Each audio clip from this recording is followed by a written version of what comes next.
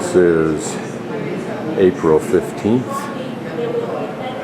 2014, just before the 7:35 a.m. flight out of Jackson, ultimately taking me to Sarajevo, Bosnia,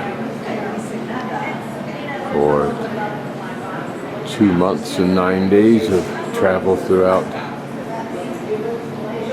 Bosnia, a little bit in Serbia, then Romania, Moldova, Slovakia, Hungary, Slovenia, and Croatia. Behind. Exit path lights will illuminate and guide you to the exits.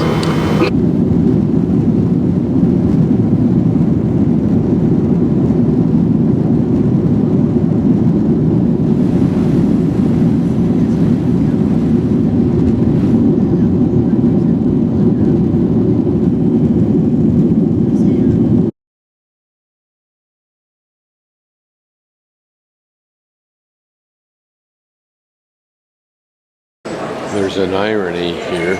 I am now at Zagreb Airport, and it's the first day of my trip. The irony is it's also the last day of my trip where I will be. I came here because in Munich they gave me the option of rerouting to Zagreb in Croatia and then taking a smaller plane into Sarajevo because there apparently is a higher probability that the smaller plane can make it into Sarajevo. The fact that this is a prop plane may be the reason why it can make it into Sarajevo more predictably. It may also be that it's somewhat smaller, although it doesn't look it. Please take particular note.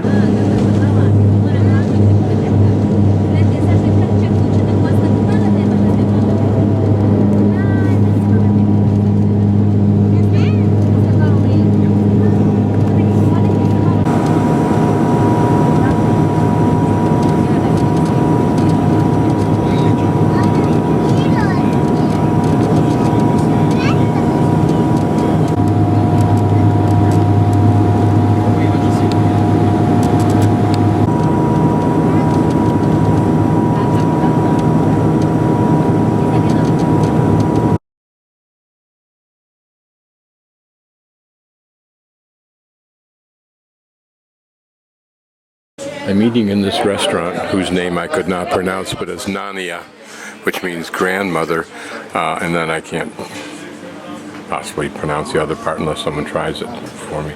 But anyway, this is the dish that I'm having, and it's masaka. It's layers of egg and onions and beef, and I think this may be a cheese or something like that. I haven't tried it yet. And then I put it on my plate, so there we are. You can see the ingredients inside there. And also zucchini. And that's the name of the restaurant, Manina Kuhinja. So this will be my first day wandering about Sarajevo. That is my hostel, Museo, there. And this is the beginning of the market. We're greeted with snow this morning, but rain yesterday, so it'll probably become snow a little bit later. This is the old market here. You can get almost anything you need, so surprisingly so with this kind of weather. I don't know if this is coming from local produce or whether it's gathered in here from other places or not. Down here's a covered area where probably the people who have been here the longest or paid the most have access to. This is the main cathedral in town, just about a block away from my hostel. And here on this building you get just a hint of what is massively portrayed throughout Sarajevo, and that is destroyed buildings riddled with bullet holes. And it's all over Sarajevo. Sarajevo is in a pocket or in a valley, very much like Jackson, so that the Serbs were able to surround it on the hills with tanks and armor and riflemen, and just literally, like shooting ducks in a barrel, kill and assassinate people with snipers and regular gunfire. through the front of the cathedral, obviously. Doesn't look like it's open or that anybody's going in, so I don't know if we'll have a chance to. But again, notice the damage in the bullet holes and so forth down here. This is the main pedestrian street that runs through the center of Sarajevo, at least the cultural area. Gloomy day. And a pretty old building. I don't know anything about the architecture here. There's a combination of Ottoman and Austro-Hungarian. And this may be an example of that. And right opposite the cathedral is this pretty side street. But what's interesting is not only that piece of architecture about halfway down, if I can get down to it, here we go, with the green tower, but also looking up into the mountains, you get a sense of how unprotected the people of Sarajevo were against the Serbs. I believe I'm outside on that main drag of the main mosque. Pretty flowers, lilacs, I suspect. Again, you can see the allusion to cafe culture here, but very subdued with the snow. And we continue to walk further towards the Baščaršija or something like that, which means Old Town. Here a closer in view of the mosque. Again, mosques tend to be very plain on the outside, and on the inside and on the outside. But the outside oftentimes has the most interesting embellishment, usually that portion right above the doorway. We'll take a little bit closer look at that. This sculpturing, which has a three-dimensional element, and probably would even on this building if we were a little bit lower, closer in and underneath it.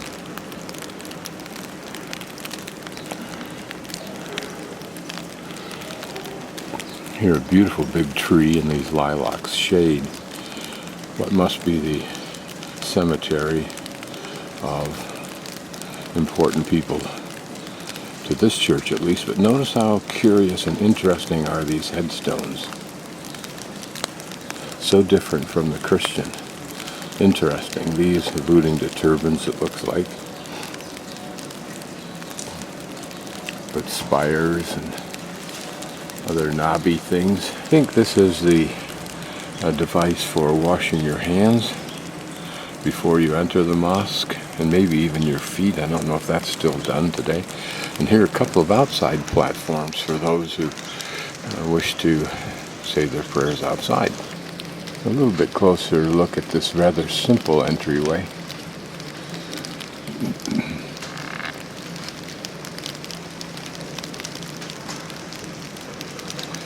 But there's nothing gaudy about mosques like there is about temples of Asia or the churches of Christianity. And I'm guessing that this architecture on the main walkaway street that holds this mosque, this is probably Austria-Hungary architecture, but I don't know. It looks like simply an applique. And this is the Gazi Husrev-beg Mosque, which names this old covered market. And we'll go around to the side here. We can get another view of it. And there the tower of the mosque of the bay, and this the covered marketplace. You can imagine, if you can, decades, century ago or two, when this was the prime architectural element and structures of this area, not surrounded by all of the glitzy shops that we're seeing here on this street. And we're looking back down where we've come, that mosque off to our left, right where that orange building is. And this is interesting. It's called Sarajevo Meeting of Cultures. And you'll notice the compass there defining east to the left and west to the right. And the Ottoman is to the right. And to the east here is the Austro-Hungarian. And it's even further here to the east is the Barcelona, or whatever they call it. That's the old area that we're entering now. So we're now inside the covered market, and you can only begin to imagine when there weren't the days of lights and piped-in music that each of these archways, as it does today, held shops. It must have been a pretty keen innovation of its time.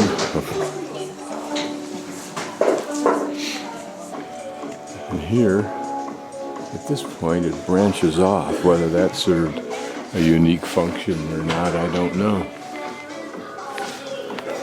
Notice the wood beams that provide support above, and how long it is. This must have been quite the thing in its day. The equivalent of a huge mall, covered mall in the States today, perhaps. Retail always frightens me, but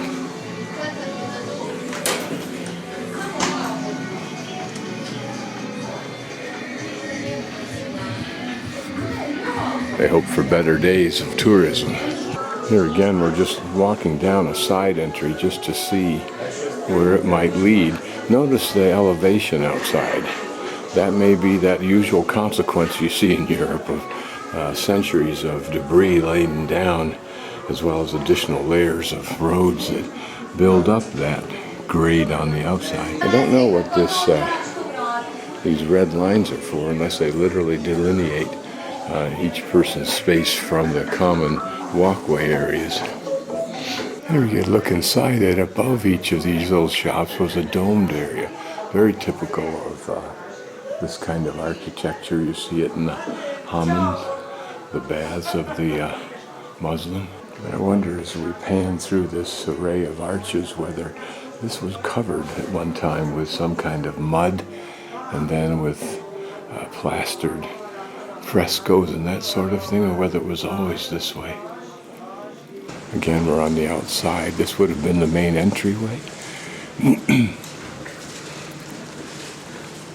as I poke my camera in, we'll get a sense of how long a distance it was that we walked down through here, because it's quite large, as you can see. Okay, standing outside of Gazi Husrev-beg Mosque, or however you pronounce it, is the continuation of this large caravanserai. And what that was the equivalent of a hotel for traders and their animals that carried the goods in caravans from wherever they came from, in the Ottoman Empire probably. And below, in the courtyard, would have been a fountain and a surrounding a place for animals to be housed, and up above the animal structure would have been where the homes or houses were, or rooms for those men and women, if there were, who were traveling. But this remains, this archaeological remains, becomes a focal point for these pretty buildings and that cafe there. Well, now I'm walking up along the other side of that market, that covered market, and maybe some of these buildings reflect the older architecture. I don't really know. But considering what an assault this took in the 90s from the Serbs coming back, looks to have been a successful effort.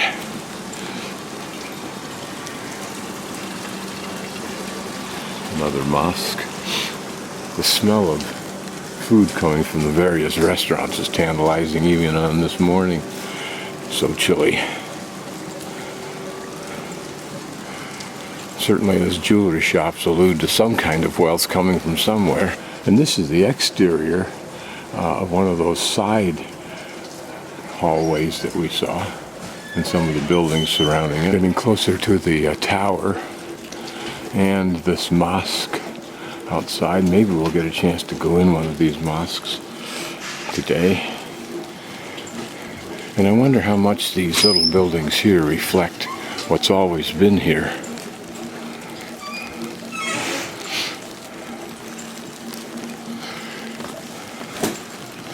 But we're in the older section now.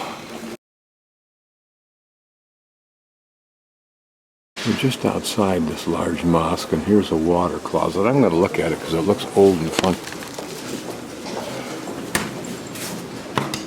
This looks like some kind of a booth here, probably alluding to men and women.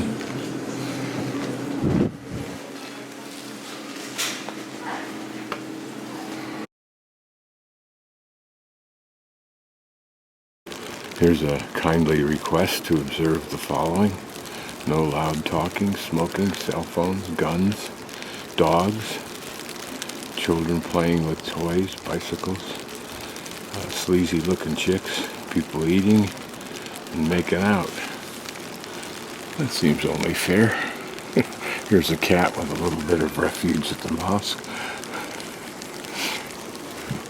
But notice how pretty this is even now in the snow. How lovely it would be when there is not the snow. This for purging oneself, and we'll get a closer look at it in a moment. And we'll go underneath these archways and see what those domes a little more closely. Some of the nice woodwork on the columns, as well as what might be lights, and of course the ceiling.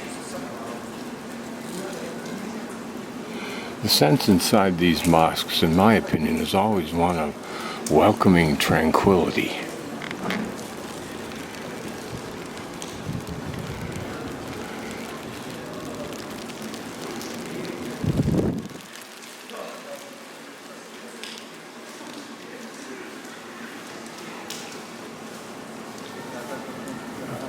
Notice what I think is the restrained detail and beauty of these.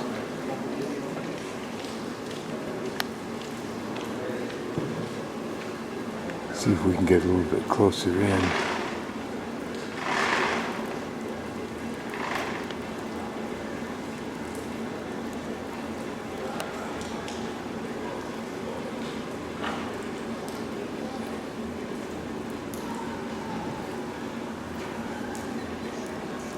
What light, gentle art this is in these large spaces.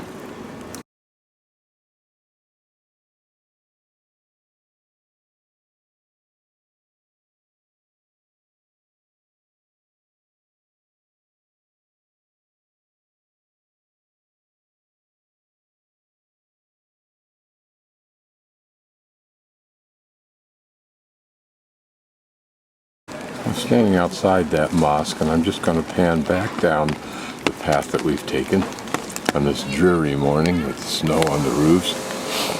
And here we're looking at the Museo of Gazi Husrev-beg, and I may go in there today just because it's chilly out here. And here we're looking further down this road that we're going to travel right now as we get more and more into Old Town. And here, right next to that, and across from the mosque, is the Bey's madrasa, which I think is madrasa, in other words, school. It's apparently started in 1537. Again, looking down the street, there in the distance, some kind of important structure. It's so cold out, I haven't got the initiative to reach in and pull a map out. And this little side street alongside the madrasa, probably for restaurants, cafes, that sort of thing. How authentic these old buildings are, I don't know. But it is interesting to look at how here those are fold-down benches. And even on these cold, chilly days, people have the optimism to put out their wares. This looks like a welcoming entryway into what I'm guessing are a group of shops. I don't know what this ultimately is, how old it is, what it's for.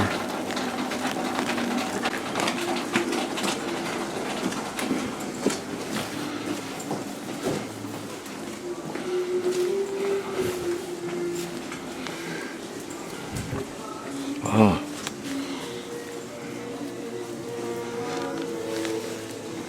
Oh, this is very pretty, isn't it? Rugs, probably some kind of restaurant in there. What a lovely space this is, or only nice. but it must be since this is outdoors all the time. Okay, I'm kind of drawn into this little narrow corridor. See what lies beyond. I think I was here last night. Nice cafe arrangement. And then you walk through here and there's another street with more shops and so forth. But again, try to extrapolate from this dismal, snowy day how it must be in here when it's lively and lovely. So what I'll show you in a moment is Baščaršija was formed as a public square in the heart of Sarajevo's main bazaar, what had once served as a medieval marketplace during the Ottoman period, later grew to become the most important part of the city. The word Baščaršija comes from the Turkish words for main market and bazaar market. So just to orientate, down that street is where I have come. And I'll just pan around. I'm now looking south, I think, towards, or moving towards the river. There is another, I don't think it's a mosque, it's either a covered market or it is a old bathhouse. That's what bathhouses look like, kinda. The river should be down there. Notice the mountains immediately in the background. This gives you the context of Sarajevo. Here, this lovely mosque, and I'll get a better view of it in a moment. What it exactly is, I'm not sure. Now I'm about opposite that street that we left, or came down. And there, a replica of what would be an allusion to the old wooden fountain in the center of the square. Notice again a minaret from a mosque, and now we're looking back up that same street. Here, a little bit better view of this mosque. We can't get inside yet, but maybe on another day we can. I'm going to now traipse, just for the fun of it, down towards the river. Again, to continue to try to orientate myself. Doesn't seem, in my mind, to have much motivation to do more today. I should find the museum. But here again, some of the side streets of this old market area. This was the center of old Sarajevo, the market center. Again, just some images on this dreary day. Here I'm standing beside what I don't know what it is. It could be the bath, and looking back up that same area that we just came down. There's the large mosque that we were at much earlier this morning. And I'll walk down the street because I want to see that pretty building that's in yellow on the right. Always an important thing to discover. Here's a pretty facade on this little building. And I think this is that inviting interior square that I looked at earlier.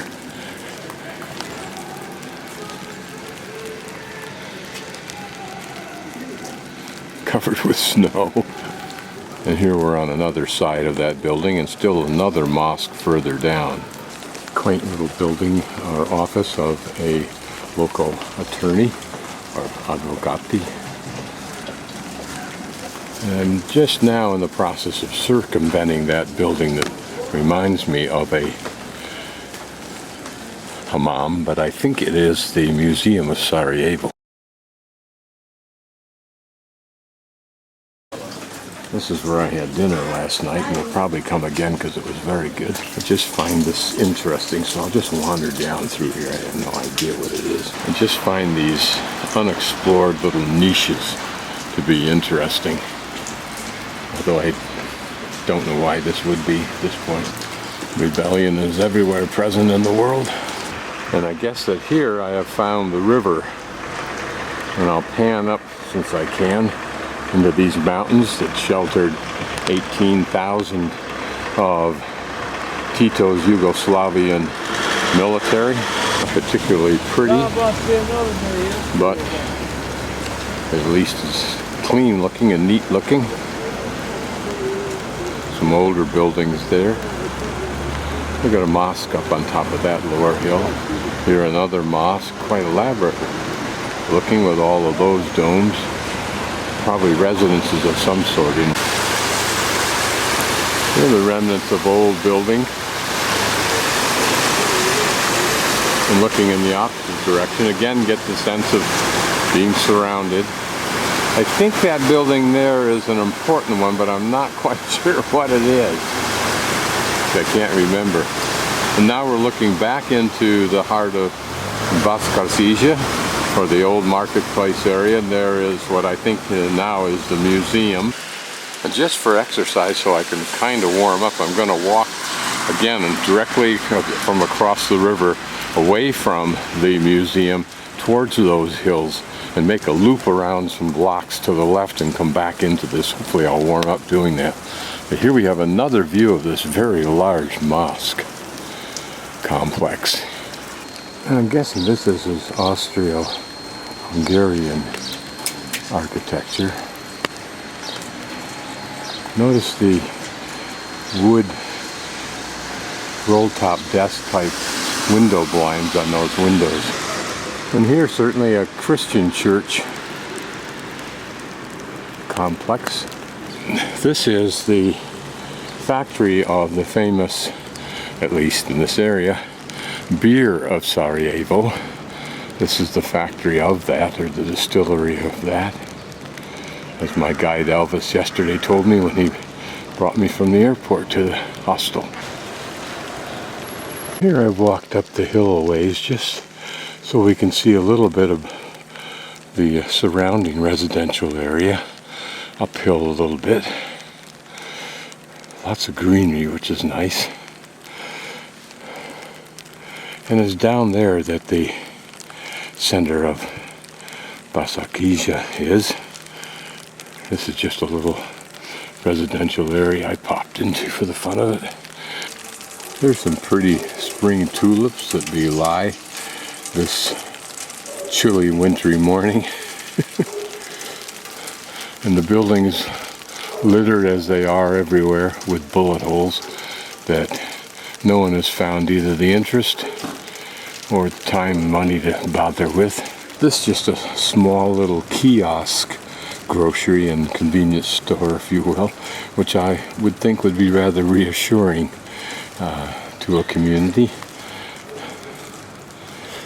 I'm probably adding more to it than they would. And there, the beer company right behind it. We're back to where we started. We'll continue around to the right, looping back to that Baščaršija. Here, a pretty building that looks like it's probably government in nature. I think that is either UNESCO or the European Union. And that building I just photographed that the guard told me not to photograph anymore is the Czech Republic. I was just noticing this little structure up here. Just entered this abandoned property just because it always intrigued me. See what the leftover of the past is. Nicely done building on the left. What first caught my attention is this wooden portion of the building. I always find these little appurtenances to be architecturally interesting, wondering what special function they served. Was it a porch or veranda, something of that nature when it was new? It was probably quite pretty in its day. Who can imagine what other embellishments were here?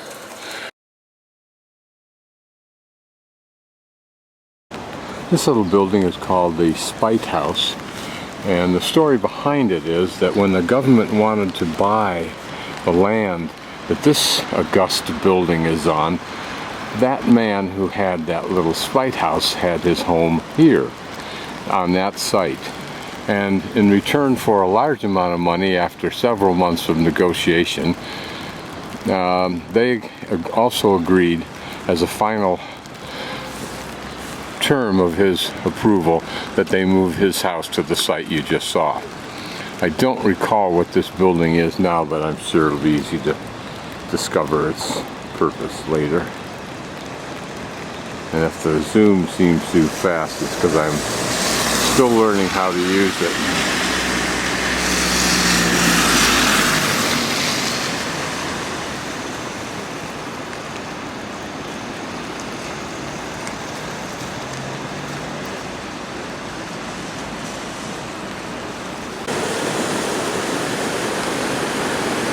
pretty building, a mix of design. I think he said Iraq or Iranian, Muslim, and something else. And here to pan the river as it is here, and a pretty bridge. How old it is I don't know, although it does allude to an older architecture. And again, just for the fun of it, I'll pan up. But notice how in the center there in the hill, that looks like some kind of a fortress bastion. Whether it was or not, I don't know. But you can see what a cheap, easy shot it was for the Serbs to assassinate these people.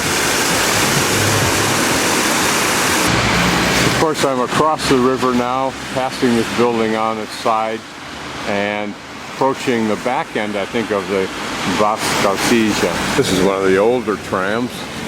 And don't chuckle at those trams because of their age. They have a reverence here. They were a barricade that you could use when you were walking around your own city that blocked the sniper's view. Of course, before I started my trek up to the left there, we were standing right down the street from this wooden allusion to a water fountain in an old square, because down here is where that old market square is. I'm going to wander up here just because I need to get warm again.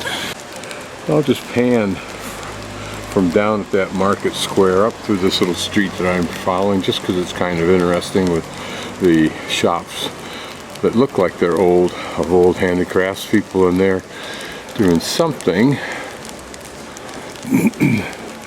Just a funky little area. Gives us a little insight into these back streets. This just may be the street where you buy these kinds of appliances, if you will, or have this kind of work done for your home. Very pretty. There's a craftsman working on his engraving. If we look closely, we can probably see what he's probably doing.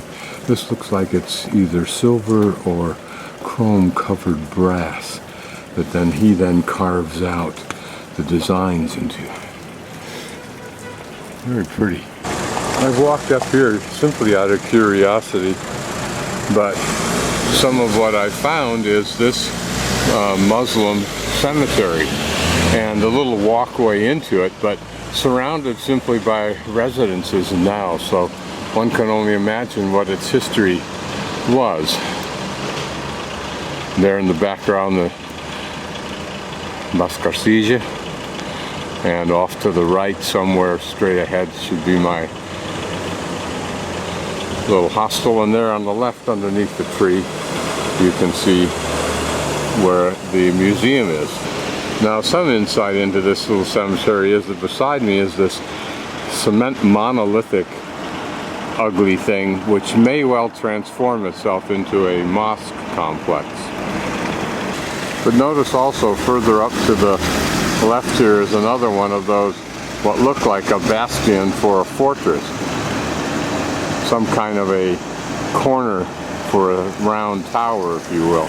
Here's the wooden allusion to a water fountain, which still has two dripping fountains, if you will, and it's supposed to be very good water. There's the old mosque in the background. Now we'll wander down the side pathway through these little shops, which may have great historical precedence. Today they're principally places for the tourists to come and buy the incredible hoards of this kind of material. Exactly what country these are made in is a good question.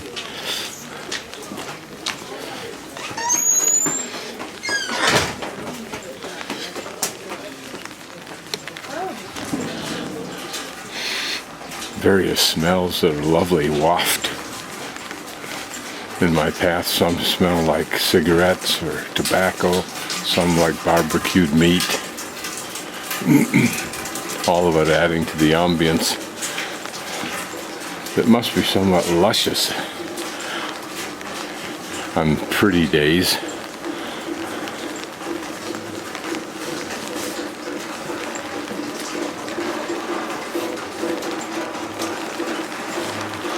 Where all the stuff is made, I don't know. Maybe some war memorabilia mixed in here. It looks like a shell casing. They apparently did turn those shell casings into art.